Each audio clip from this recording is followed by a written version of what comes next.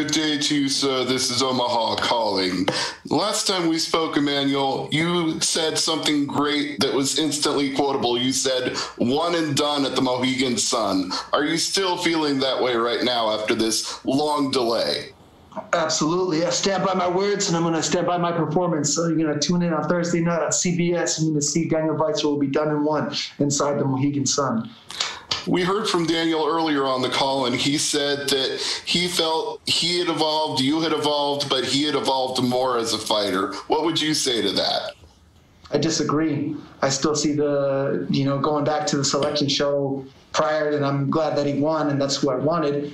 When I saw him fight Saul Rogers, in his mind, he might believe that he evolved, which is a good thing. And I'm sure throughout this whole months and downtime of everything that's been going on in the world, he's been focused and ready and determined and everything. But I still saw the same Daniel that I remember from 2016.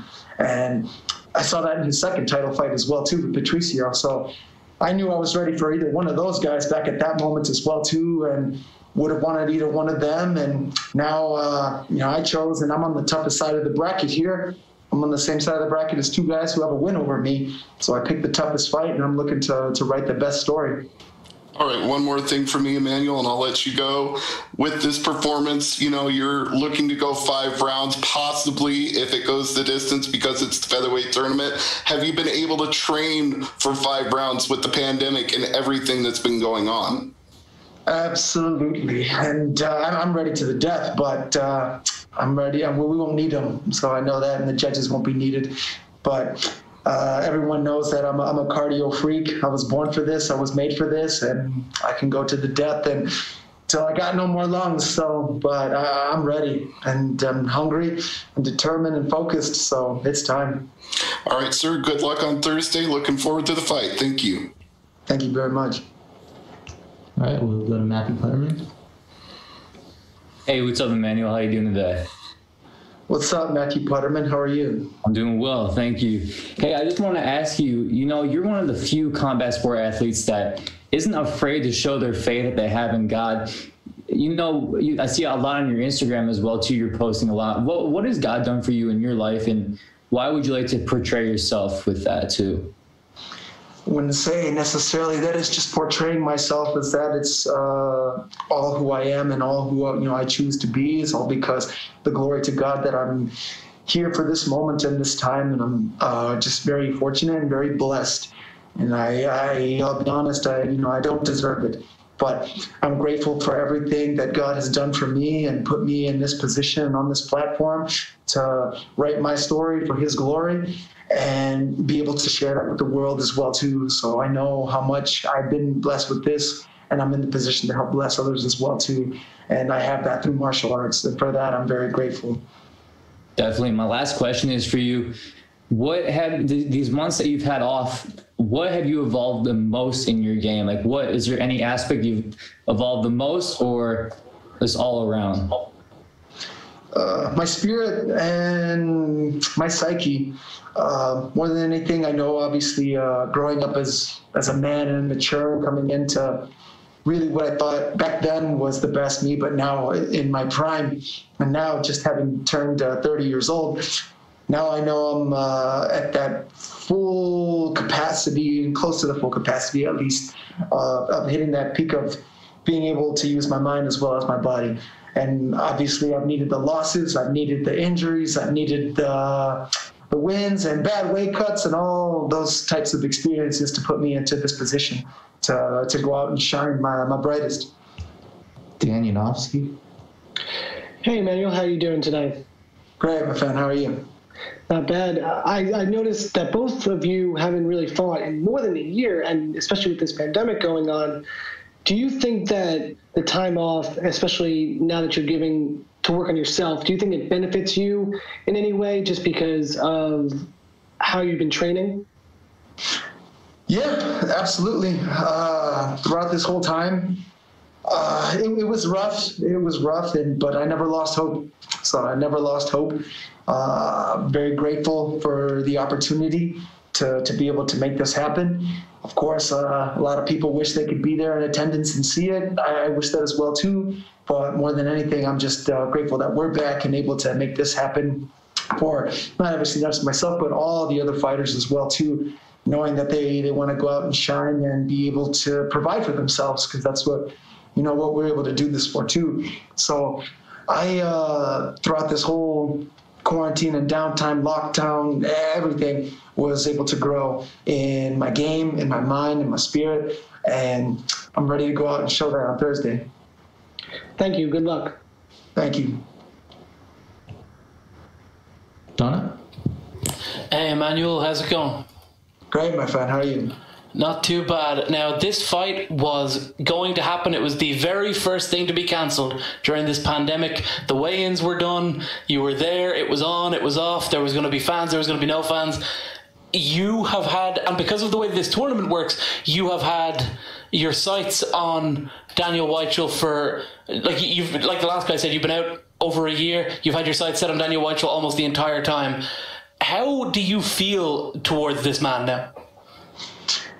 The same. Like I said, I just stayed hopeful and was praying for him, for myself, for everyone else, and for the opportunity to be able to do this. This was such a crazy thing that happened in the world, and very unfortunate and confusing. And during these unprecedented times, we didn't know what to expect of what was going to happen or what could happen. But I just stayed positive, and I'm a strong man of God, so I just stayed praying for everyone in the moment. And I'm glad that we're finally here and we're able to make it happen. Throughout that whole time, I just knew, okay, with even a year-long layoff, we got to go through hell to get to heaven, right? So I mean, the more we gotta wait, that in suffering builds character, and with patience goes perseverance. And now it's just makes that moment much sweeter when I get the victory and I feel this. So perhaps the answer is obvious, I don't know, but I'll ask it anyway. What's the difference between 2016 when you guys were last in the cage together and now?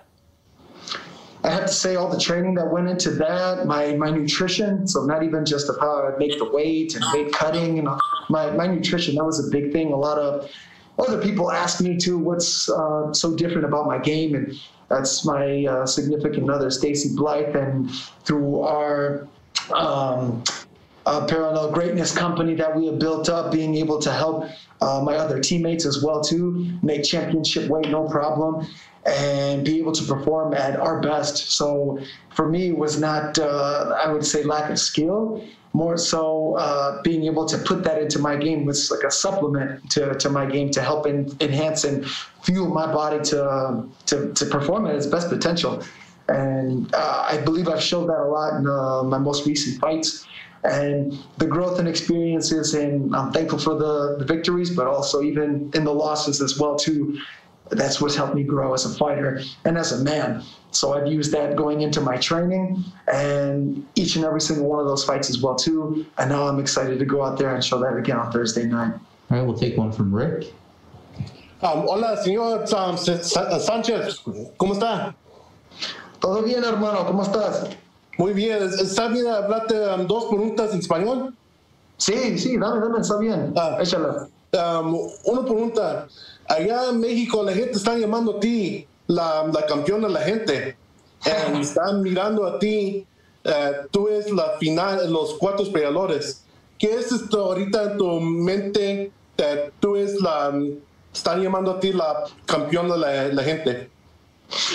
Pues el campeón de la gente es algo que me da mucha alegría y motivación, porque quiero inspirar y ayudar a mi gente y otros peleadores también que están en México, porque he quedado en contacto con muchos de Querétaro, de Guadalajara, de Durango, de Ciudad de México, y me han dicho que pues es difícil en estos tiempos, ¿verdad? Y pues estoy orando para ellos también. Y yo sé que ellos van a llegar a ese nivel también con, pues, del Ultimate Fighter o en Bellator o otras ligas bien grandes, y pues que ellos bien pueden conseguir esos sueños también y llegar donde yo estoy. Y pues sí, quiero ser el campeón de la gente y el próximo campeón mexicano del Bellator.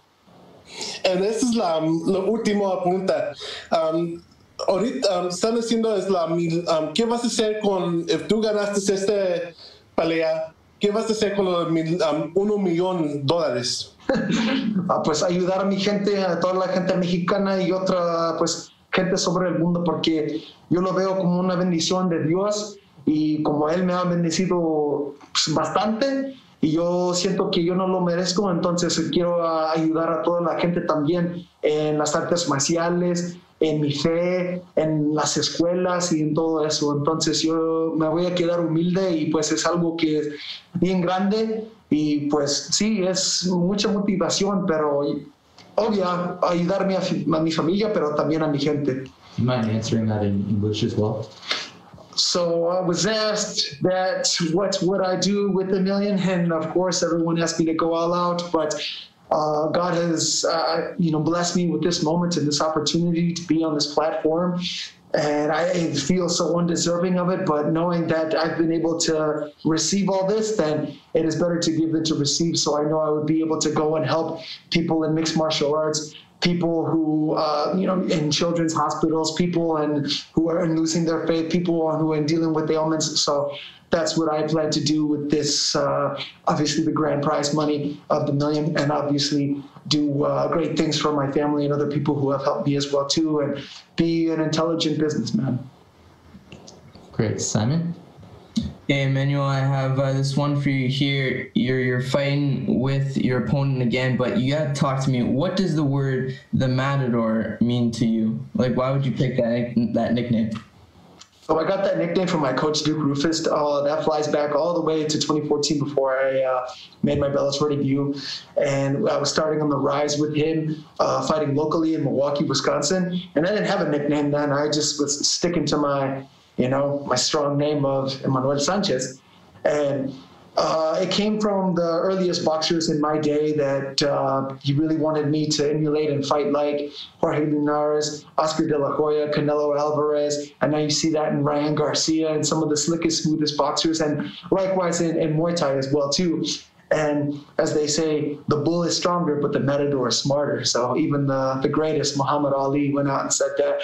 And I believe that I live up to that moniker. So obviously, through the country of Spain, and it's the bullfighter. But in Mexico, I would see like they have it something different. It'd be the killer. But for me, it's someone who goes out there, and I know someone's going to go out there and try to take my head off and want to kill me. But float like a butterfly, sting like a bee, and the hands can't hit what the eyes can't see. So I'm going to be like a ghost in there, and don't get hit. You can't touch this. You know what I'm saying? Like Rick James. But I know I want to fight like one of the toughest, come forward, grittiest fighters, but be also one of the slickest fighters in this era, in this time.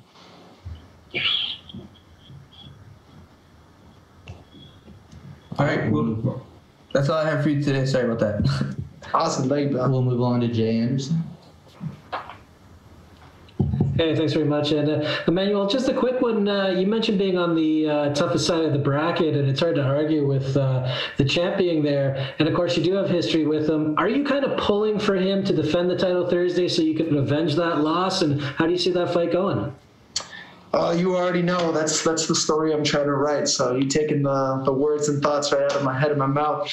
But yeah, when you do look at the bracket and how all the brackets set up, going back to that selection show, I chose the toughest side of the bracket. And I didn't anticipate the champion being on the same side as me, but I picked the toughest fight, a guy who already has a win over me, and Daniel Weichel. And with the champion being on my side as well too, there's two guys who have a win over me.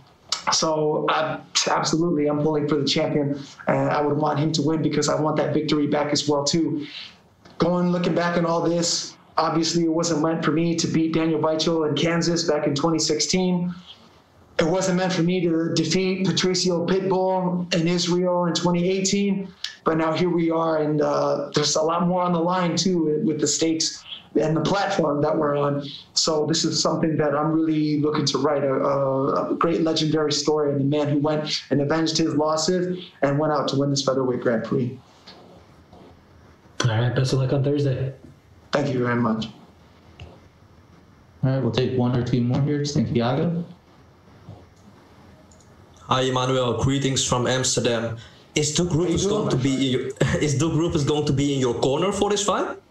Absolutely. I got my coach with me all week right here. He's a very busy man. We got another teammate next week that unfortunately he's not being able to go for the next week's Bellator card, but he'll be in my teammate Paul Felder's card this weekend as well too, after mine. So we're just taking care of business left and right. We had all that downtime with having lockdown and everything that was going on in the world, but now with all these fights picking back up, he's staying a very busy, hungry man, and that's our leader leading from the front. So he's dedicated, committed, focused and hungry to win. So he instills that in us too, and we're just gonna go out there and grind together, we shine together. You beat Tywin Claxton in a very convincing way by triangle choke. That was your second triangle choke in Bellator. Do you feel comfortable on your back? Oh, absolutely. Triangles everywhere. So I'm all about the pizzas. So that's how I live that life. I can put people to sleep on the ground or on my feet, and that's my moniker from right there. Whether it's with my hands on my legs, whether it's with striking or submissions. Either way, I look to finish the fight everywhere. I'm a finisher, and that's something that I really aspire and instill in myself to go out there and go do. And I just believe in my mindset and believe in my greatness, and I know what I'm capable of. And I'm happy that I'm able to showcase all those skills now. And I think being able to fight off your back is something that a lot of MMA fighters throughout the whole world, not just in my division or whatever said organization, but a lot of people and fighters, and male or female, need to have in their game, because you can always obviously win from your back too, not just with submissions, but also Nico Price, great guy as well too. You can finish a lot of people from the bottom as well too. Doing damage from the bottom makes you a much more dangerous fighter. So I believe in keeping myself humble, that I'm a complete fighter and I can fight everywhere, and I'm just as dangerous as I am on bottom as I am on top.